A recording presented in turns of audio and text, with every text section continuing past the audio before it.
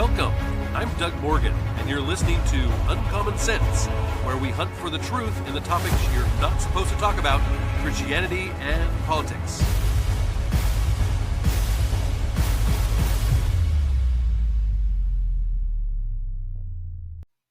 Like him or not, one of the things that you can say about Donald Trump as president is that he does what he says for the most part. And that is kind of unusual. We don't expect that from our politicians, do we? But as far as Donald Trump goes, in his first term, he did much of what he said he would do. And now in his second term, he's doing the same thing. That has, given heartburn to some of the leftists and the liberals around. And they don't like that. They don't like the fact that he's doing what he says he will do. And yet they can't help themselves. They seem to be on a path to play chicken with President Donald Trump. For instance, the Justice Department has pulled all non-essential federal funding from Maine's Department of Corrections over a trans-identifying man who is being housed in a women's prison. Attorney General Pam Bondi said this on Tuesday. Now, from a series of articles from the Daily Wire, they report that Andrew Bowser, he's 26, a trans-identifying convicted double murderer, is currently housed in a women's prison in Maine. Quote, "We pulled all non-essential funding from the Department of Corrections in Maine because they were allowing a man in a women's prison," Bondi said Tuesday. A giant 6'1", 245-pound guy who committed a double murder with a knife, stabbed his parents to death and the family dog, and he identified as a woman, so they were letting him be housed in a female prison. Quote, "No longer. We will pull your funding. We will protect women in prison," Bondi said. Now, Maine's Department of Corrections is slated to lose more than $1 million in federal grants. And in February, Bondi sent a letter to Maine officials warning them to stop allowing trans-identifying males in women's sports or face legal action. She sent similar letters to California and Minnesota as well, by the way. And, quote, "We will leverage every legal option necessary to ensure state compliance with federal law and President Trump's executive order protecting women's sports," Bondi said at the time. Bondi's letter came just after President Donald Trump had a tense back and forth with Maine Governor Janet Mills, who's a Democrat, at a White House dinner, and Trump warned Mills that her state would lose federal funding if it refused to comply with his executive order protecting women's sports. Quote, "You better do it because you're not going to get any federal funding," Trump told Mills. "Your population doesn't want men playing in women's sports." Since then, Maine is facing federal action on other fronts over gender identity as well. The Federal Department of Agriculture froze Maine's funds over the state continuing to allow trans-identifying males to play in women's sports, and Maine's Attorney General responded by suing the Department of Agriculture over the funding freeze. Meanwhile, the Department of Education and Health and Human Services have said that Maine's transgender sports policies violate Title IX, which, of course, they do. The Education Department has given Maine until April 11th, which, of course, has come and gone, to submit a solution before the situation is referred to the Justice Department. So we're assuming that's where it's headed now. Also, last week, the Education Department launched a new task force targeting the staggering number of Title IX complaints the administration has received. Investigators and Justice Department attorneys will look into potential violations, and trans-identifying males in women's prisons have become increasingly common. One trans-identifying male prisoner in New Jersey who was convicted of manslaughter was only transferred out of the women's prison after he impregnated 2 female inmates. So, yeah, not a good situation, and they finally got him out of there. Well, Nicole Neely of the Daily Wire, she's the president and founder of Funding Education, and she had an opinion piece that I thought was really interesting about Maine's transgender tug of war with Donald Trump.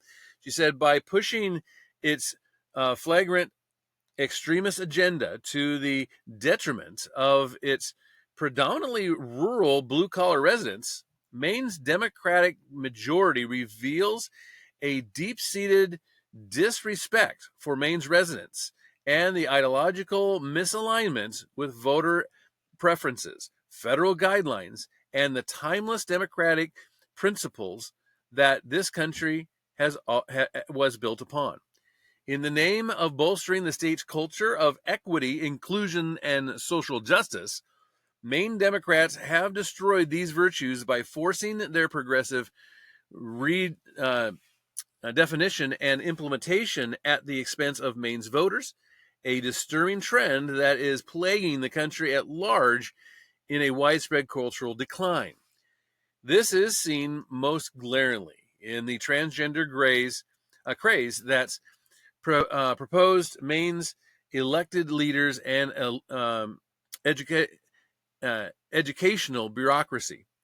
Countless parents, athletes, coaches, and state legislators have spoken out against Maine's defiance of federal guidelines prohibiting biological men from participating in women's and girls' sports. And this is more than just anecdotal. Recent polling found that a majority of Mainers, including the highly coveted independent bloc, believe high school sports should be separated by biological sex.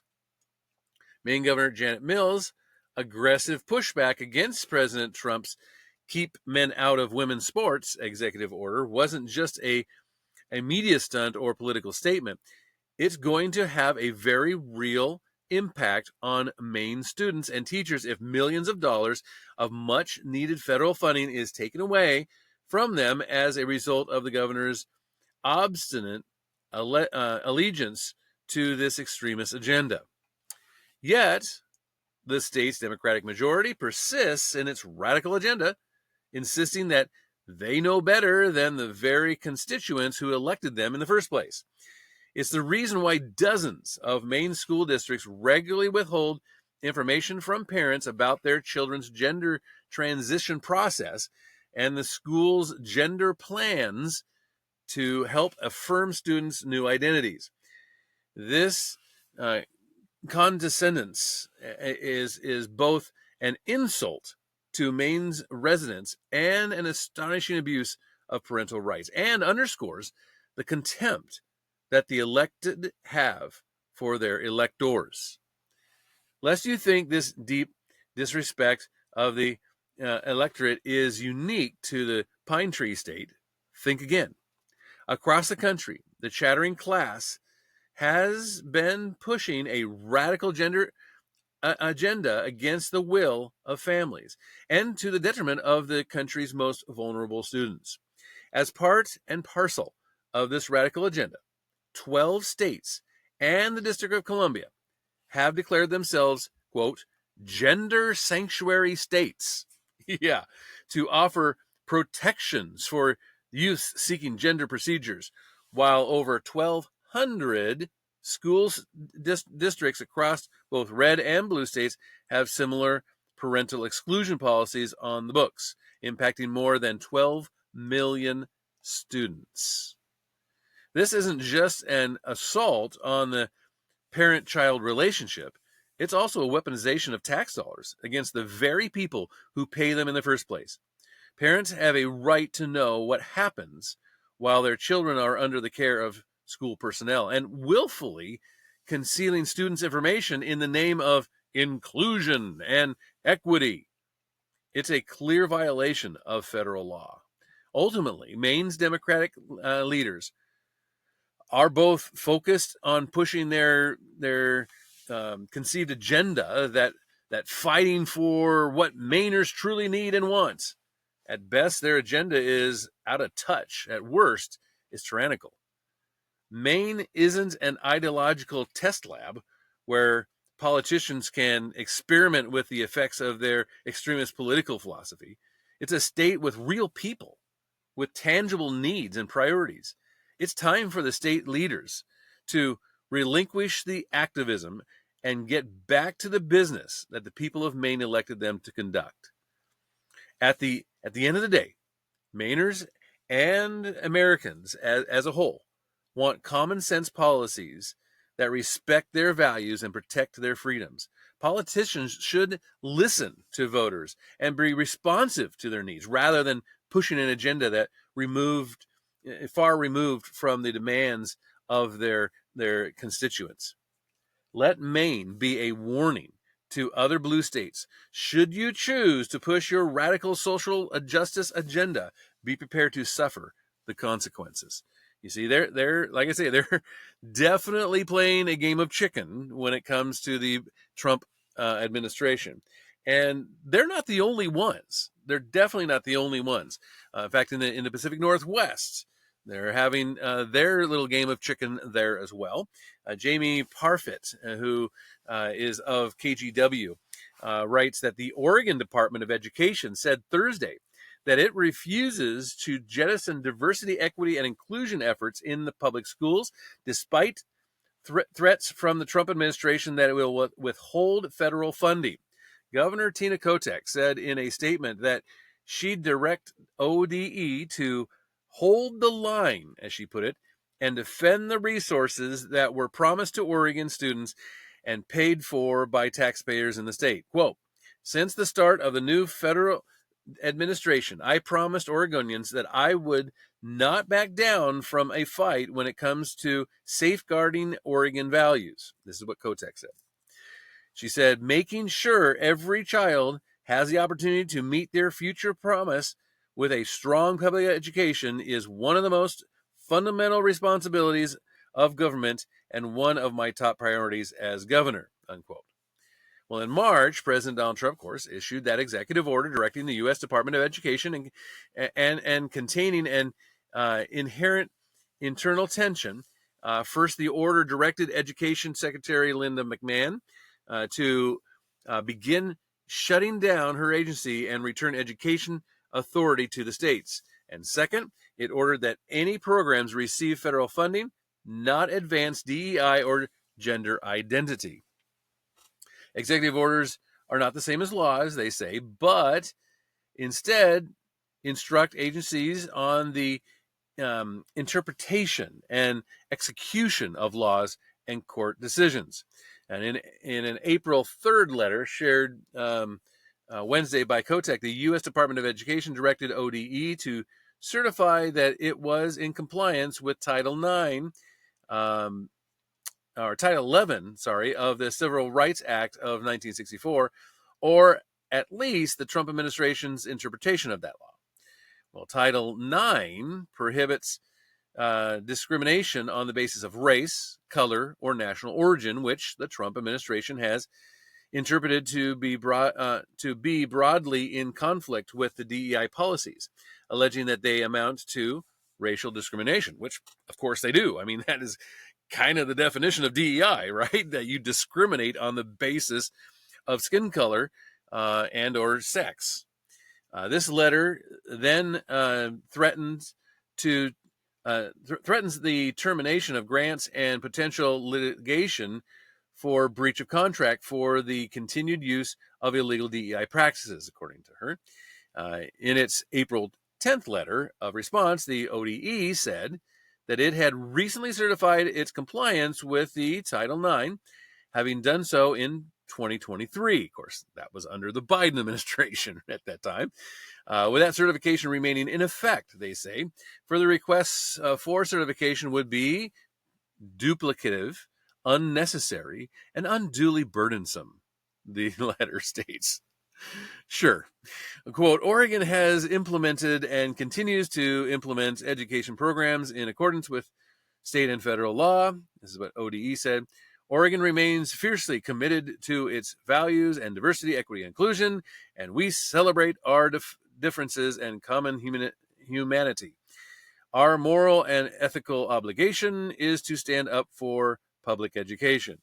So, I mean, they're basically admitting right there that they're continuing with the DEI policies, even though that is against federal regulations now. ODE argued that the Department of Education request seeks to change the conditions of federal funding without formal administrative procedures, and the state agency also pointed out the Trump administration's failures in its letter to actually define what constitutes illegal DEI, as they put it, pointing out that those terms and concepts are not prohibited under state or federal law. Quote, as noted at the outset, ODE has already provided the requisite guarantee that it has and will comply with Title 11 and its implementation regulation. This is what the agency concluded. They said that those certifications include our assurance that we do and will comply with Supreme Court cases, interpreting the same. Please let this letter serve as our response to this specific request. So they're putting their foot down here. In a statement, a group of 10 Oregon school districts and the Coalition of Oregon School Administrators thanked Kotek and other state officials for answering their call for a decisive, courageous, and clarifying response to the April 3rd demands. So it's not just her. I mean, it's all these leftists. They said the April 3rd letter, and this is a quote, the April 3rd letter attempted to use nearly $1.5 billion of federal funding of Oregon students as leverage for compliance with new federal requirements. This is what a spokesperson said. This demand was a test of Oregon's commitment to our values and our expectations for a good government. The response modeled the leadership we need to make us proud to be public education leaders in Oregon, unquote. Well, for months now, the Trump administration has been wielding the threat of withholding federal funds in order to achieve policy goals at public schools and universities, and even some private schools. At the university level, the administration has targeted outspoken international students for deportation and pulled funds from Oregon and California universities for subsidizing illegal immigrants. Among dozens of other educational institutions across the country, Portland State University has been placed under investigation for allegedly anti-Semitic discrimination and harassment. The University of Oregon is under investigation for alleged violations of anti-DEI policies, and Portland Public Schools is under investigation for allowing a transgender student to compete in girls' sports. And by the way, federal funding reflects about 10% of the school funding there in Oregon. So they're literally playing with quite a bit of money here. They're playing chicken with quite a bit of money. And I think they're going to come out on the short stick of this. They're either going to have to do that or they're going to have to flinch first. I mean, one of the two, because I don't see Donald Trump as turning around in his policy on this. But, you know, you can take, for example, the fact that he's investigating and he's turning funding away from a lot of these universities. And speaking of which, Harvard University said on Monday that it would not comply with President Donald Trump's demand to dismantle its diversity, equity, and inclusion, or DEI programs, and do more to curb student anti-Israel protests.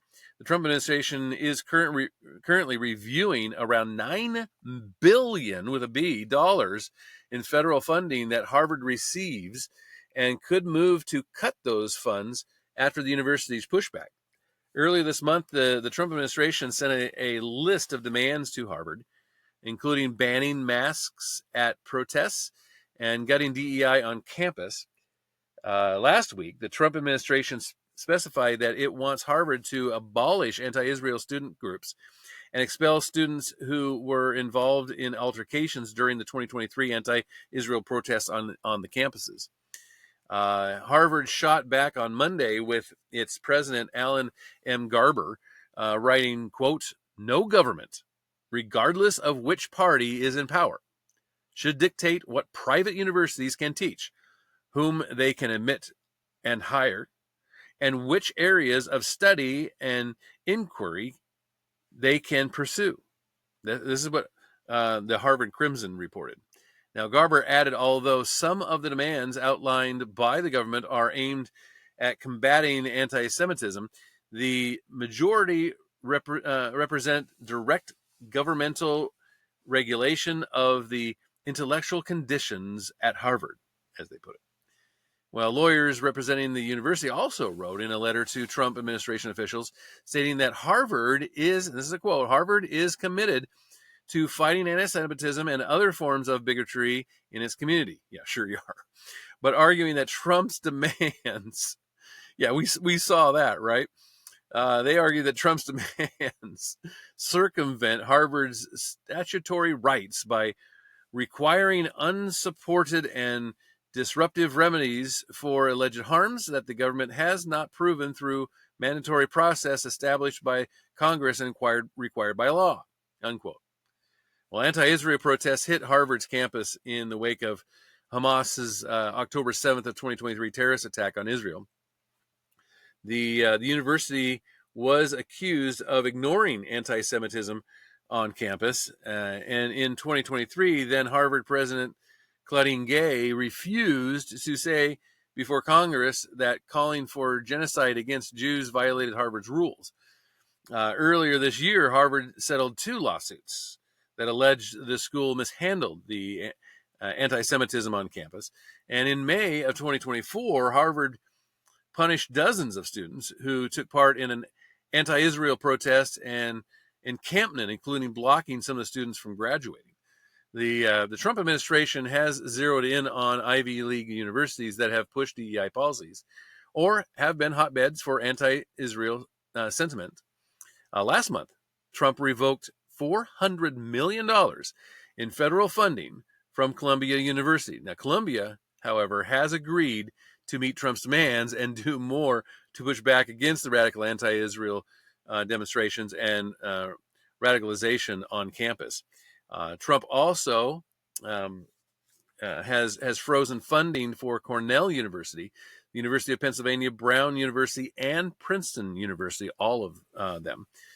So again, we're seeing this game of chicken going on, and Columbia University has swerved, so they're no longer really playing that game at this point. But only time will tell if they want to get back into it. But I thought this was kind of interesting. Obama, ex-President Obama,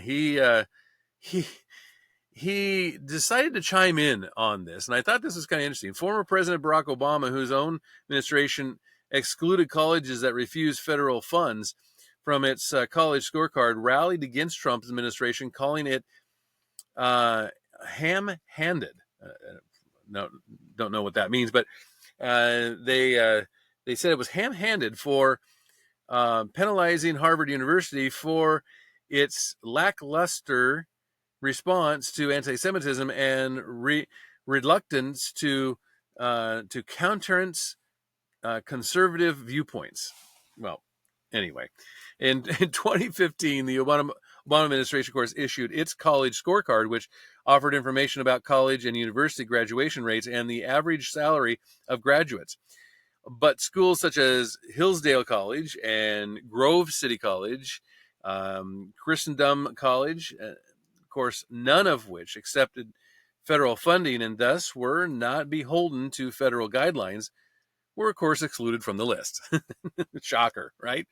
Obama's own administration, as well as the Biden administration, was rife with anti-Israel sentiment and actions, and yet he has the gall here to go after Donald Trump for doing this to Harvard. In 2023, the Supreme Court ruled against Harvard and University of North Carolina in a suit accusing Harvard's administration's process of discrimination against Asian American applicants, and the decision concluded that the race-based admissions policies of both universities violated the Equal Protection Clause because their admissions process unlawfully incorporates an applicant's race throughout, and for many applicants, race is a determinative factor. And so Of course, that we cover that here on the podcast. They threw that out, and that was a very good thing. And we've seen some really good stuff come out of that since then. But I thought the opinion piece shared by Ben Shapiro was very good on this, and he said the executive branch is now making the claim that Harvard University should have its funding removed because it is in violation of the Civil Rights Act of 1965. Harvard declared it was going to resist the Trump administration's demands to change its governance structure over campus anti-Semitism concerns, and so the government responded by announcing a $2.26 billion freeze of Harvard's multi-year grants and contracts. Harvard President Alan Garber put out a statement, which we read, complaining that the federal government was wrong for involving itself in this way. How dare the federal government actually attach strings to the things that it has always attached its strings to.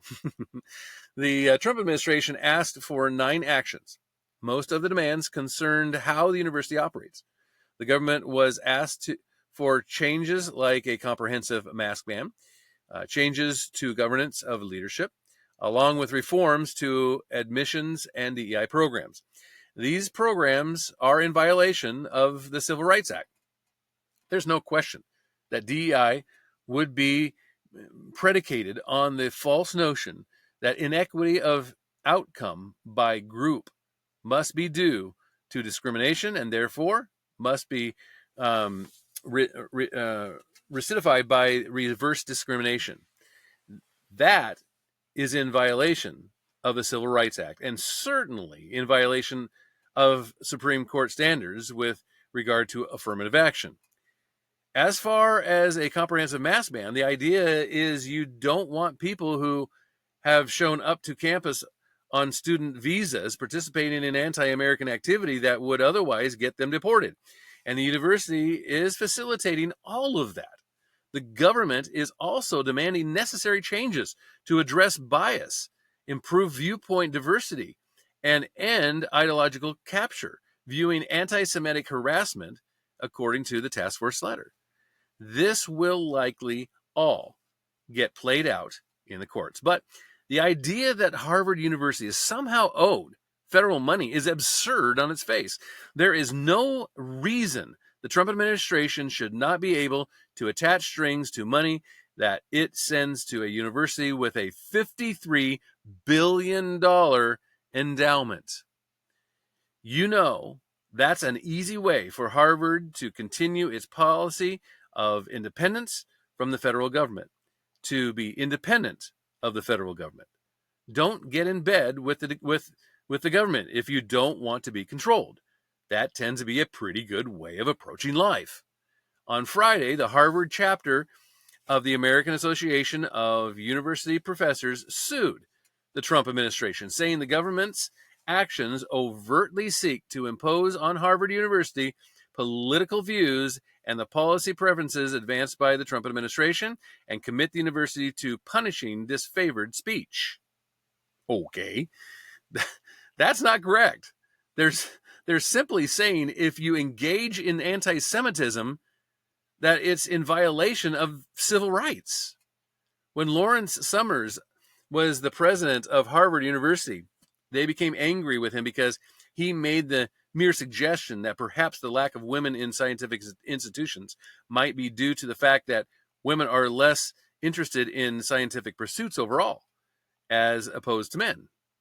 Not to mention that the ends of the bell curve with regard to scientific performance on tests tend to be heavily male, but he was soon ousted from his position.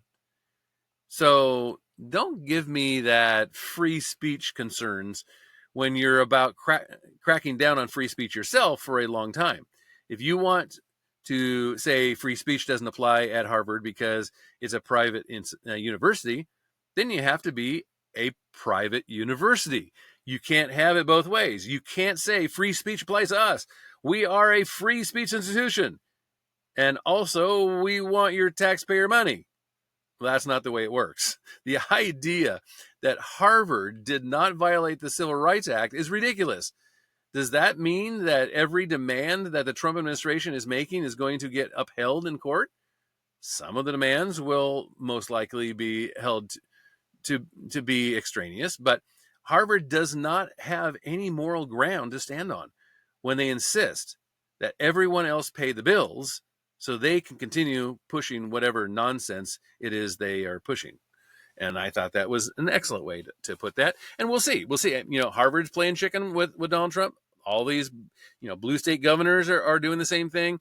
It's going to be interesting to see just how far that goes and who blinks first. I would love to hear your thoughts on it. You might think that they're doing the right thing. Maybe you think that this is a free speech issue with Harvard. Again, you can always contact us at uncommonsensepodcast.com. You can also find us on YouTube now. And thank you for listening. This podcast is a production of Morganite Communications.